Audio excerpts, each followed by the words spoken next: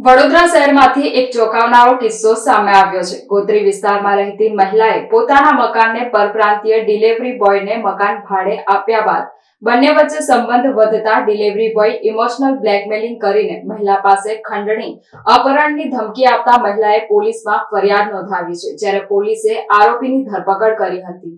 ગોત્રી વિસ્તારમાં રહેતી મહિલાએ પોતાના મકાન ભાડે આપવા માટે જાહેરાત આપવામાં આવી હતી। આ જાહેરાતના પગલે ડિલિવરી બોયનું કામ કરતા પરપ્રાંતીય યુવાન દિવ્યેશ ઉર્ફે દેવુ રમાકાંત નામનો વ્યક્તિ આ મહિલાના મકાન માટે આવ્યો હતો, જ્યાં મહિલાએ આ પરપ્રાંતીય યુવાનને મકાન ભાડે આપ્યા બાદ બંને વચ્ચે સંબંધ વિકસાતા જેથી ડિલિવરી બોય આ મહિલાને લગ્ન કરવાની ઓફર કરતા મહિલાએ ઇનકાર કર્યો હતો। તે બાદ પરપ્રાંતીય યુવાને આ મહિલાનો વિડીયો ઉતારી તેને ઇમોશનલ બ્લેકમેલિંગ કરી રૂપિયા 2 લાખની ખંડણીની માંગણી કરી હતી, જે મકાન માલિક મહિલાએ રૂપિયા આપવાની ના પાડતા તેને તેની બહેનને વિડીયો બતાવવા માટેની ધમકી આપી હતી। આ યુવાનની પરેશાનથી મહિલા તેની બહેનના ઘરે રહેવા માટે જતી રહી હતી। ત્યાં પણ આ યુવાન પહોંચી ગયો હતો અને મકાન માલિક મહિલા તથા તેની બહેનને મારી નાખવાની ધમકી આપી હતી। જોકે આ યુવાનથી ત્રાસી ગયેલી મહિલાએ ગોત્રી પોલીસ મથકે હકીકત જણાવી ફરિયાદ નોંધાવી હતી, જે ફરિયાદના આધારે પોલીસે આ યુવાનને ઝડપી પાડવા માટે છટકું ગોઠવીને ગોત્રી હરિનગર બ્રિજ પાસે મળવા માટે બોલાવ્યો હતો, જેથી તે હરિનગર બ્રિજ પાસે આવતા જ પોલીસે તેને દબોચી લીધો હતો।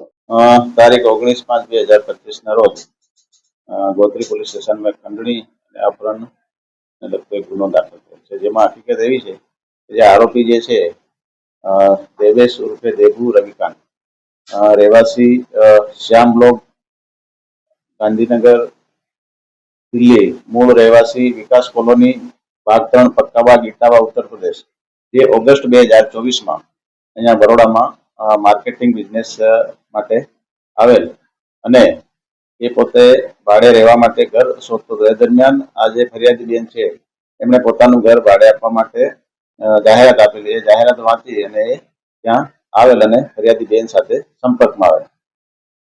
ત્યારબાદ આ આરોપીને જ્યારે ત્યાં રહેવા લાગ્યા અને પૈસાની જ્યારે જરૂર હોય ત્યારે ફરિયાદી બેન અને મદદ કરતા હતા અને ક્યારેક એમને જમવાનું પણ બનાવી આપતા હતા। એ રીતે એમની વચ્ચે એક ફ્રેન્ડશિપ થયેલ। આરોપી એને એક તરફી પ્રેમ કરવા લાગે અને તેને લગ્ન કરવા માટે દબાણ કરવા લાગે। ફરિયાદી બેને ના પાડે જેથી તેને બ્લેકમેલ કરવા લાગે। આમ તે વારંવાર ફરિયાદીને ઘરે આવતો અને ફરિયાદીને લગ્ન કરવા દબાણ કરતો અને ફરિયાદી લગ્ન કરવા ના પાડે તો ઝઘડો કરી મારી નાખવાની ધમકી આપતો। આરોપીએ ફરિયાદી પોતાના બેડરૂમમાં સૂતેલ હોય તેવો વિડીયો ફરિયાદીની જાણ બહાર ઉતારી લીધેલ અને તે વિડીયો ફરિયાદીની બહેનને મોકલી વાયરલ કરવાની ધમકી આપી રૂપિયા 2 લાખની માંગણી કરેલ।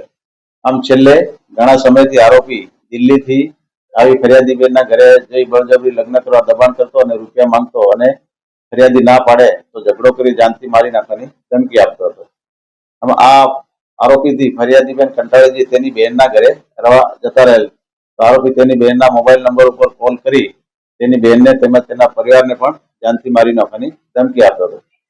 આ બધી વાતથી કંટાળી અને તારીખ 19/5/2025 ના રોજ આરોપી સવારના આ ફરિયાદી બેનના ઘરે જઈ બેલ મારી જતો રહે અને કોલ કરી મળવા આવવા દબાણ કરતો હોય, જેથી ફરિયાદી બેન ગોત્રી પોલીસ સ્ટેશન આવી અને પીઆઈને આ બધી હકીકતની જાણ કરી, જેથી પીઆઈ RN પટેલ અને તેમની ટીમે તાત્કાલિક આના ઉપર એક્શન લઈ અને વ્યૂહરચના ગોઠવી અને આ જે આરોપી છે એને હરિનગર બ્રિજ નીચે મળવા માટે બોલાવે અને ત્યાં આપણે પોલીસ સાદા વેશમાં ગોઠવાઈ ગઈ અને જેવો ફરિયાદી આવી અને મોટરસાયકલ પર બેસાડી અને ભાગવા જતા એને પકડી લીધેલ। એને ત્યાં અહીંયા ગોત્રી